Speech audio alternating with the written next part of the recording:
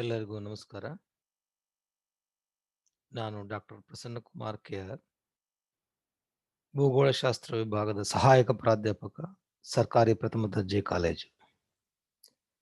College ಶಿಕ್ಷಣ ಇಲಾಖೆಯ ವತಿಯಿಂದ ವಿದ್ಯಾರ್ಥಿಗಳಿಗೆ ಅನುಕೂಲವಾಗುವ ದೃಷ್ಟಿಯಿಂದ ಈ ವಿಡಿಯೋ ತರಗತಿಗಳನ್ನು ಹಮ್ಮಿಕೊಂಡಿರುವುದು ತುಂಬ ಸ್ವಾಗತಾರ್ಹ. ಇಂದಿನ ಈ ಸೆಷನ್ನಲ್ಲಿ ಮುಖ್ಯವಾಗಿ moments of the earth rotation or the motions of the earth, particularly rotation.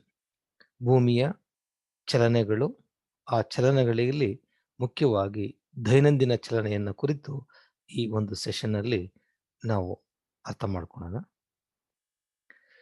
So ಈ ಸೆಷನ್ನಲ್ಲಿ ಮುಖ್ಯವಾಗಿ ಕಂಟೆಂಟ್ಸಲ್ಲಿ introduction, rotation of the earth, effects of rotation of the earth, ದೈನಂದಿನ ಚಲನೆಯ ಲಕ್ಷಣಗಳು, ಮುಖ್ಯವಾಗಿ ದೈನಂದಿನ ಚಲನೆ ಮತ್ತು ಅದರ ಪರಿಣಾಮಗಳನ್ನು ಇಲ್ಲಿ ಅರ್ಥ ಮಾಡ್ಕೊಳ್ಳೋಣ. Motions of the earth in solar system or in the entire universe, all heavenly bodies have own rotation and revolutions. It means all heavenly bodies have own motions. ಇಡೀ ವಿಶ್ವದಲ್ಲಿರ್ತಕ್ಕಂಥ ಎಲ್ಲ ಆಕಾಶಕಾಯಗಳು ತನ್ನದೇ ಆದ ಚಲನೆಗಳನ್ನು ಹೊಂದಿದೆ. ಹಾಗೆ ಭೂಮಿಯು ಕೂಡ ತನ್ನ ಚಲನೆಯನ್ನ ಹೊಂದಿರತಕ್ಕಂಥದ್ದು.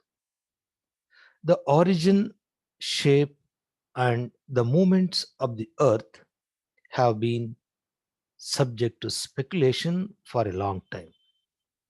ಇಂದಿಗೂ ಕೂಡ ಭೂಮಿಯ ಉಗಮ, ಆಕಾರ ಮತ್ತು ಚಲನೆಗಳ ಬಗ್ಗೆ ಹಿಂದಿನಿಂದಲೂ ಕೂಡ ಕೆಲವೊಂದು ಸಂಶಯಗಳು ಮತ್ತು ಅದರ ಬಗ್ಗೆ ಚರ್ಚೆ ನಿರಂತರವಾಗಿ ನಡೀತಾ ಇತ್ತು. Earlier philosophers and geographers were of the opinion of the earth is a stationary body and other heavenly bodies revolves around it.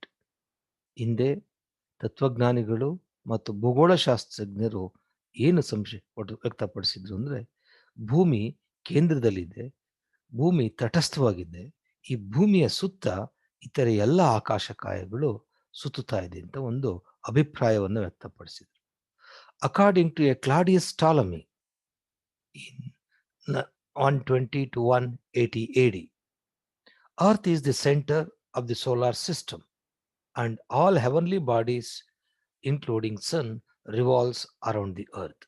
That is called geocentric or earth-centric theory. ಈ ಕ್ಲಾಡಿಯಸ್ ಟಾಲಮಿಯ ಪ್ರಕಾರ ಸೌರಮಂಡಲ ಅಂದರೆ ಭೂಮಿ ಕೇಂದ್ರ, ಇಡೀ ಸೌರಮಂಡಲದ ಆಕಾಶಕಾಯಗಳು ಭೂಮಿಯ ಸುತ್ತುತ್ತಾ ಇದ್ದು. It means including sun and other all heavenly bodies revolves around the sun. That is called geocentric theory. ಅಂದ್ರೆ ಭೂ ಕೇಂದ್ರ ಸಿದ್ಧಾಂತವನ್ನ ಈ ಟಾಲಮಿ ಮಂಡಿಸ್ತಾನೆ. ಭೂಮಿ ಕೇಂದ್ರದಲ್ಲಿದೆ, ಆ ಭೂಮಿಯ ಸುತ್ತ ಎಲ್ಲ ಆಕಾಶಕಾಯಗಳು ಸೂರ್ಯನ ಒಳಗೊಂಡಂತೆ ಚಲಿಸ್ತವೆ ಅಂತ ಕ್ಲಾಡಿಯಸ್ ಟಾಲಮಿಯವರು ಮಂಡಿಸ್ತಾರೆ. ನಂತರ Nicolaus Copernicus, a Polish astronomer, disagreed with the earth center theory and advanced sun center theory. ಆದರೆ ಈ ಕೋಪರ್ನಿಕಸ್ ಅವರು, ಪೋಲಿಷ್ ಅಸ್ಟ್ರಾನಮರ್ ಇವರು ಜಿಯೋಸೆಂಟ್ರಿಕ್ ಸಿದ್ಧಾಂತವನ್ನ ತಿರಸ್ಕರಿಸಿ, ಭೂಕೇಂದ್ರ ಸಿದ್ಧಾಂತವನ್ನ ತಿರಸ್ಕರಿಸಿ ಈ ಸೂರ್ಯ ಕೇಂದ್ರ ಸಿದ್ಧಾಂತವನ್ನ, it mean sun is the centre and all planets and other heavenly bodies all revolves around the sun. That is called Copernicus theory is nothing but heliocentric theory, sun-centric theory, ಸೂರ್ಯ ಕೇಂದ್ರ ಸಿದ್ಧಾಂತವನ್ನ ಇವರು ಮಂಡಿಸ್ತಾರೆ. He suggested that the sun in the center of the solar system and earth and other planets revolves around the sun according to a Copernicus. ಇವನು ಸಂಕ್ಷಿಪ್ತವಾಗಿ ಸೂರ್ಯನ ಸುತ್ತ ಎಲ್ಲ ಗ್ರಹಗಳು ಮತ್ತು ಇತರೆ ಆಕಾಶಕಾಯಗಳು ಸುತ್ತುತ್ತಾ ಇದೆ ಅಂತ ಸೂರ್ಯ ಕೇಂದ್ರ ಸಿದ್ಧಾಂತವನ್ನ ಮಂಡಿಸ್ತಾರೆ. Galileo accepted the Copernicus explanation and proved the position of the sun and other planets in the solar system. Okay, ಇದಕ್ಕೆ ಪೂರಕವಾಗಿ ಗೆಲಿಲಿಯೋ ಇದನ್ನ ಆ ಆಕಾಶಕಾಯಗಳ ಒಂದು ಸ್ಥಾನವನ್ನು ಗುರುತಿಸಿ ಈ ಕೊಪರ್ನಿಕಸ್ ಸಿದ್ಧಾಂತಕ್ಕೆ ಅಥವಾ ಸೂರ್ಯ ಕೇಂದ್ರ ಸಿದ್ಧಾಂತಕ್ಕೆ ಮನ್ನಣೆಯನ್ನು ಕೊಡ್ತಕ್ಕಂಥದ್ದು. Like the sun and other planets, the earth also have two movements. They have rotation and revolution. Okay, ಸೂರ್ಯ ಮತ್ತು ಇತರೆ ಆಕಾಶಕಾಯಗಳು, ಮುಖ್ಯವಾಗಿ ಭೂಮಿ, ಎರಡು ಚಲನೆಗಳನ್ನು ಹೊಂದಿರುತ್ತೆ. ಒಂದು ರೊಟೇಷನ್ ಅಂಡ್ ರೆವಲ್ಯೂಷನ್. ಈ ರೊಟೇಷನ್ ಮತ್ತು ರೆವಲ್ಯೂಷನ್ ಬಗ್ಗೆ ಎರೋಟಾಸ್ತನೀಸ್ ತನ್ನ ಒಂದು ಪ್ರಾಕ್ಟಿಕಲ್ ಆಗಿ ಅಧ್ಯಯನ ಮಾಡೋದ್ರ ಮುಖಾಂತರ ಭೂಮಿ ತನ್ನ ಚಲನೆಯನ್ನ ಹೊಂದಿದೆ ಅಂತ ಪ್ರೂವ್ ಮಾಡ್ತಾರೆ. ಅದರಲ್ಲಿ ಮುಖ್ಯವಾಗಿರ್ತಕ್ಕಂಥದ್ದು ರೊಟೇಷನ್ ಆಫ್ ದಿ ಅರ್ತ್, ಭೂಮಿಯ ದೈನಂದಿನ ಚಲನೆ. The earth rotates or spins on its axis from west to east. ಪೃಥ್ವಿ ತನ್ನ ಅಕ್ಷದಲ್ಲಿ ಪಶ್ಚಿಮದಿಂದ ಪೂರ್ವಕ್ಕೆ ಸುತ್ತುತ್ತೆ. ಇಲ್ಲಿ ಅಕ್ಷ ಅಂದ್ರೆ Axis means it is an imaginary line. It is an imaginary line connecting North Pole and South Pole. The imaginary line connecting North Pole and South Pole that in its imaginary lane or in its axis moves from west to east, that is called rotation. This movement is called rotation or daily motion of the earth. The axis of the earth is an imaginary line passing through the center of the earth joining the northern pole. Okay, ಈ ಅಕ್ಷಿಸ್ ಅಂದ್ರೆ ಅಕ್ಷ ಅಂತ ಕರಿತೀವಿ. ಈ ಅಕ್ಷ ಈ ಉತ್ತರ ಧ್ರುವ ಮತ್ತು ದಕ್ಷಿಣ ಧ್ರುವವನ್ನ ಸೇರಿಸುವಂತೆ ಹೇಳಿರ್ತಕ್ಕಂಥ ಒಂದು ಊಹಾರೇಖೆ. ಈ ಊಹಾರೇಖೆನಲ್ಲಿ ಈ ಭೂಮಿ ಪಶ್ಚಿಮದಿಂದ ಪೂರ್ವಕ್ಕೆ ಸುತ್ತುತ್ತಾ ಇರ್ತಕ್ಕಂಥ. Okay, it connect two ends like north and south pole. So actual period of one rotation is 23 hours 56 minutes and 4.09 seconds, is known as sidereal year. It means the earth takes one rotation, its an average is different, but actual time taken for one rotation is 23 hours 56 minutes 4.09 second, that is known as sidereal year. ಅಂದ್ರೆ ಕನ್ನಡದಲ್ಲಿ ನಾಕ್ಷತ್ರಿಕ ದಿನ ಅಂತ ಕರಿತೀವಿ. ಅಂದ್ರೆ ಭೂಮಿ ಅಥವಾ ಪೃಥ್ವಿ ತನ್ನ ಅಕ್ಷದಲ್ಲಿ ಒಂದು ಸುತ್ತಲು ತೆಗೆದುಕೊಳ್ಳುವ ನಿರ್ದಿಷ್ಟ ಕಾಲ ಅಂದ್ರೆ 23 ಗಂಟೆ 56 ನಿಮಿಷ 4.09 ಸೆಕೆಂಡ್ಗಳು ಏನ್ ತಗೊಳುತ್ತಾ ಅದನ್ನ ನಿರ್ದಿಷ್ಟ ಕಾಲ ಅಂತ ನಾವು ಕರಿತೀವಿ. ಈ ಕಾಲಕ್ಕೆ ನಾಕ್ಷತ್ರಿಕ ದಿನ, ಸಿಡ್ರಿಯಲ್ ಡೇ ಅಂತ ನಾವು ಹೇಳ್ತೀವಿ. Okay, but one complete rotation in respect of the sun and average period of rotation takes 24 hours, is known as mean solar day. ಅಂದ್ರೆ ಪೃಥ್ವಿ ಒಂದು ಅಂದ್ರೆ ಒಂದು ತನ್ನ ಅಕ್ಷದಲ್ಲಿ ಒಂದು ಸುತ್ತಲು ತೆಗೆದುಕೊಳ್ತಕ್ಕಂಥ ಸರಾಸರಿ ಅವಧಿಗೆ ನಾವು ಸೌರ ದಿನ ಅಂತ ಕರಿತೀವಿ, solar day. Okay, so why we take 24 hours day ಅಂದ್ರೆ ಒಂದು ದಿನದಲ್ಲಿ ಯಾಕೆ 24 ಗಂಟೆ ಇರುತ್ತೆ ಅಂದ್ರೆ the vertical sun's rays pass from one longitude to another longitude, it takes 4 minutes. The vertical sun's rays pass from one longitude to another longitude, it takes 4 minutes. For 360-degree longitude, it takes 360 into 4 is equal to 1440 minutes divided by 60, it is nothing but 24 hours. ಅಂದ್ರೆ ಭೂಮಿ ಒಂದು ರೇಖಾಂಶದಿಂದ ಇನ್ನೊಂದು ರೇಖಾಂಶಕ್ಕೆ ಭೂಮಿಯಲ್ಲಿ ಸೂರ್ಯನ ನೇರ ಕಿರಣಗಳು pass ಆಗಬೇಕು ಅಂದ್ರೆ 4 ನಿಮಿಷ ತಗೊಳುತ್ತೆ. ಅದೇ ರೀತಿ 15 ಡಿಗ್ರಿ ಪಾಸ್ ಆಗಬೇಕು ಅಂದ್ರೆ ನಿಮಗೆ 60 ನಿಮಿಷ ಅಂದ್ರೆ 1 ಗಂಟೆ ಆಗುತ್ತೆ. ಹೀಗೆ 360 ಡಿಗ್ರಿ ಪಾಸ್ ಆಗಬೇಕು ಅಂದ್ರೆ 360 ಇಂಟು 4 ಇಸ್ ಈಕ್ವಲ್ ಟು 1440 ನಿಮಿಷ ಆಗುತ್ತೆ. ಡಿವೈಡೆಡ್ ಬೈ 60, 60ರಿಂದ ಭಾಗಿಸಿದ್ರೆ ಸಿಗ್ತಕ್ಕಂಥದ್ದು 24 ಗಂಟೆ. ಅಂದ್ರೆ average period taken for one rotation, that is known as mean solar day. That is solar day, ಸೌರ ದಿನ ಅಂತ ಕರೀತಾರೆ. The average speed of the rotation of the earth varies from latitude to latitude. ಭೂಮಿಯ ಈ ಒಂದು ದೈನಂದಿನ ಚಲನೆಯ ವೇಗ ಒಂದು ಅಕ್ಷಾಂಶದಿಂದ ಇನ್ನೊಂದು ಅಕ್ಷಾಂಶಕ್ಕೆ ವ್ಯತ್ಯಾಸ ಇರ್ತಕ್ಕಂಥದ್ದು. Okay, at 0 degree or equator, it is 1670 kilometer per hour. ಸಮಭಾಜಕ ವೃತ್ತ ಪ್ರದೇಶದಲ್ಲಿ 0 ಡಿಗ್ರಿ ಅಕ್ಷಾಂಶದಲ್ಲಿ ಭೂಮಿಯ ದೈನಂದಿನ ಚಲನೆಯ ವೇಗ 1670 ಕಿಲೋಮೀಟರ್ ಪ್ರತಿ ಗಂಟೆಗೆ. While at 60 degree north and south latitude, it is half of the speed of the equator. ಇಲ್ಲಿ ಈ 60 ಡಿಗ್ರಿ ಉತ್ತರ ಮತ್ತು ದಕ್ಷಿಣದಲ್ಲಿ ಈಕ್ವೆಟರ್ನಲ್ಲಿ ಎಷ್ಟು ಸ್ಪೀಡ್ ಇದೆಯೋ ಅದರ ಅರ್ಧ ಭಾಗ ಇರ್ತಕ್ಕಂಥದ್ದು. At 80 degree north and south latitudes it is only 10 kilometre per hour. ಅಂದ್ರೆ ಈ 80 ಡಿಗ್ರಿ ಉತ್ತರ ಮತ್ತು ದಕ್ಷಿಣ ಅಕ್ಷಾಂಶದಲ್ಲಿ ಇದರ ವೇಗ ಗಂಟೆಗೆ 10 ಕಿಲೋಮೀಟರ್ ಇರ್ತಕ್ಕಂಥದ್ದು. 89 ಡಿಗ್ರಿಗೆ ಹೋದ್ರೆ ನಿಮಗೆ in north and south latitude 1 kilometre. ಅಂದ್ರೆ 80 ಡಿಗ್ರಿ ಉತ್ತರ ಮತ್ತು ದಕ್ಷಿಣ ಅಕ್ಷಾಂಶದಲ್ಲಿ 1 ಕಿಲೋಮೀಟರ್ ಇರುತ್ತೆ. And the pole it is only 0 kilometre per hour respectively. Mainly north and south pole, ಈ ಉತ್ತರ ಮತ್ತು ದಕ್ಷಿಣ ಧ್ರುವ ಅನ್ನೋದೇನು ಇಲ್ಲ.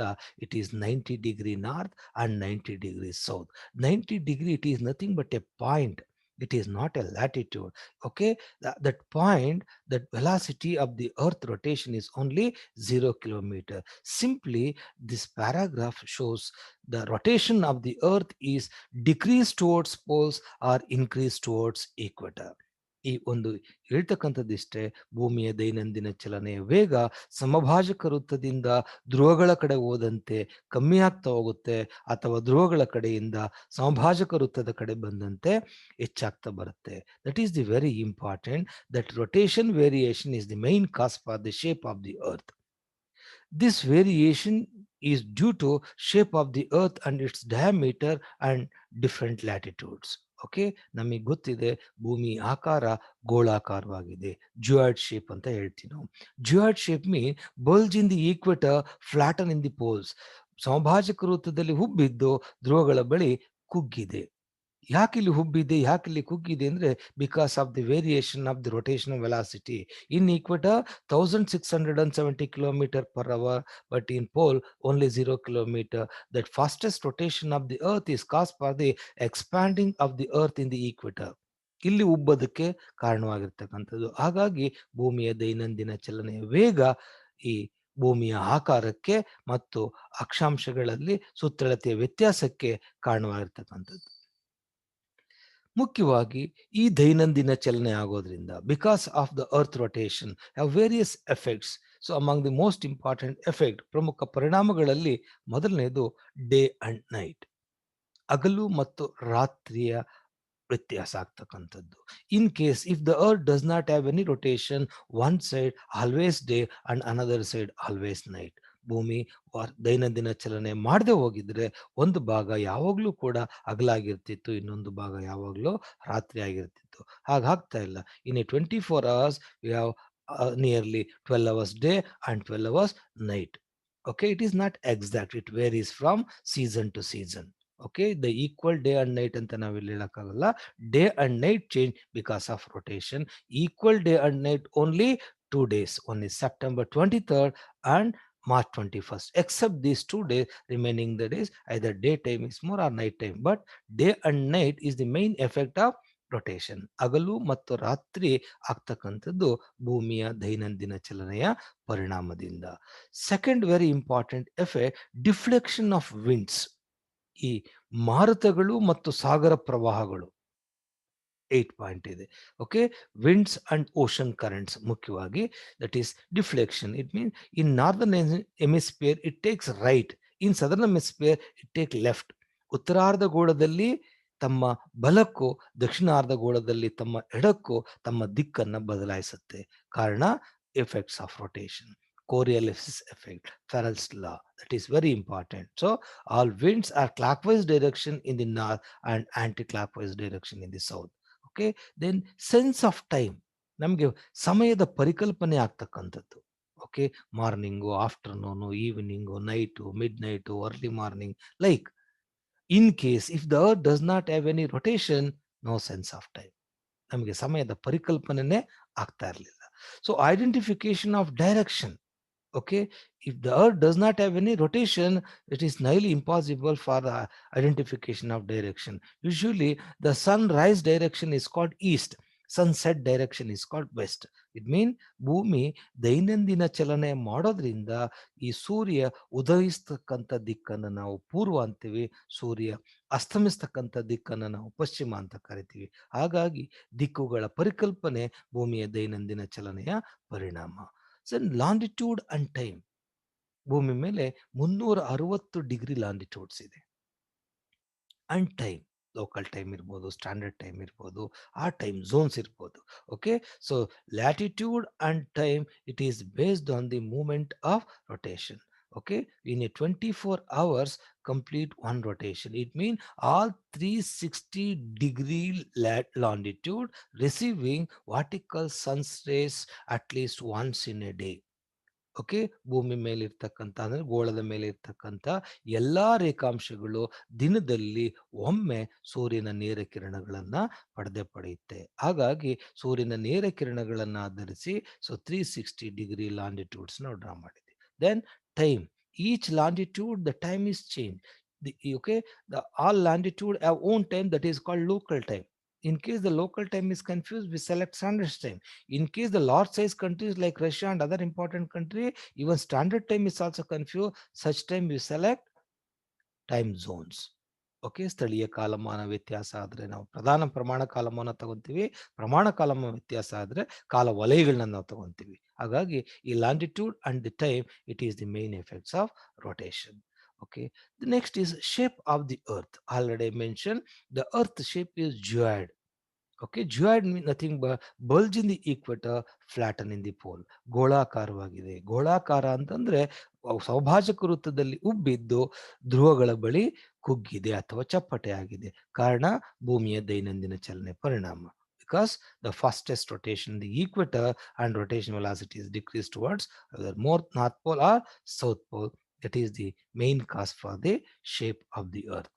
Next, magnetic attraction of the earth. 7ನೇ ಪಾಯಿಂಟಿಗೆ ಬಂದ್ರೆ ನಿಮಗೆ ಭೂಮಿಯ ದೈನಂದಿನ ಚಲನೆ ಪರಿಣಾಮ ಭೂಮಿ ಒಂದು ಅಯಸ್ಕಾಂತವಾಗಿ ಮಾರ್ಪಡುತ್ತೆ. The fastest rotation of the earth is the main cause for the increasing of the magnetic attraction. Okay, it attract all object towards center because of rotation. Then the ocean current. Okay, because of the rotation of the earth, when earth moves from west to east, the liquid condition water bodies moves from east to west. ಭೂಮಿ ದೈನಂದಿನ ಚಲನೆ ಮಾಡುತ್ತಾ ಪಶ್ಚಿಮದಿಂದ ಪೂರ್ವಕ್ಕೆ ಹೋದ್ರೆ ಭೂಮಿ ಮೇಲ್ಭಾಗದಲ್ಲಿ ದ್ರವರೂಪದಲ್ಲಿರ್ತಕ್ಕಂಥ ನೀರು ಭೂಮಿಗೆ ಸಮಾನಾಂತರವಾಗಿ ಚಲಿಸಲು ಸಾಧ್ಯವಾಗದೆ ಅದು ಪೂರ್ವದಿಂದ ಪಶ್ಚಿಮಕ್ಕೆ ಚಲಿಸುತ್ತೆ. ಅದು ಒಂದು ಕಾರಣ ಅಷ್ಟೇ. Okay, then the same current it turns right in the northern hemisphere, left in the southern hemisphere because of effects of rotation or Coriolis effect. That is, both winds and ocean currents clockwise in the northern hemisphere, anti-clockwise in the southern hemisphere. That is very important, the effects of rotation. Then tides. Actually, the tides are caused by the gravitational attraction of sun and moon. ಭೂಮಿನಲ್ಲಿ ಆಗ್ತಕ್ಕಂಥ ಈ ಉಬ್ಬರ ಬಳಿತಗಳೇನಿದೆಯಲ್ಲ ಅದು ಸೂರ್ಯ ಮತ್ತು ಚಂದ್ರದ ಗುರುತ್ವಾಕರ್ಷಣ ಶಕ್ತಿಯಿಂದ. ಸೂರ್ಯ ಮತ್ತು ಚಂದ್ರ ಗುರುತ್ವಾಕರ್ಷಣ ಆಕರ್ಷಣೆ ಮಾಡ್ತಾನೆ, ಆದರೆ ಚಲಿಸೋ ಹಾಗೆ ಮಾಡಲ್ಲ. ಈ ಚಲನೆ ಆಗಿ ಮಾಡೋದಕ್ಕೆ ಕಾರಣ ಭೂಮಿಯ ದೈನಂದಿನ ಚಲನೆ. The earth rotation is the cause for the movement of earth, but the rising of the water is mainly because of attraction of sun and moon. Totally, tides are occurred due to the earth rotation. And the very important apparent movement of the sun, the moon and other heavenly bodies. Okay, ಈ ಭೂಮಿ ದೈನಂದಿನ ಚಲನೆ ಮಾಡದೆ ಹೋಗಿದ್ರೆ ಬೇರೆ ಆಕಾಶ ಕಾಯಗಳು ನಮಗೆ ಕಾಣ್ತಾ ಇರಲಿಲ್ಲ. ಸನ್ ಆಗ್ಬೋದು, ಮೂನ್ ಆಗ್ಬೋದು, ಅಥವಾ ಇತರ ಎಲ್ಲ ಆಕಾಶ ಕಾಯಗಳು ನಮಗೆ ಗೋಚರಿಸ್ತಾ ಇರಲಿಲ್ಲ.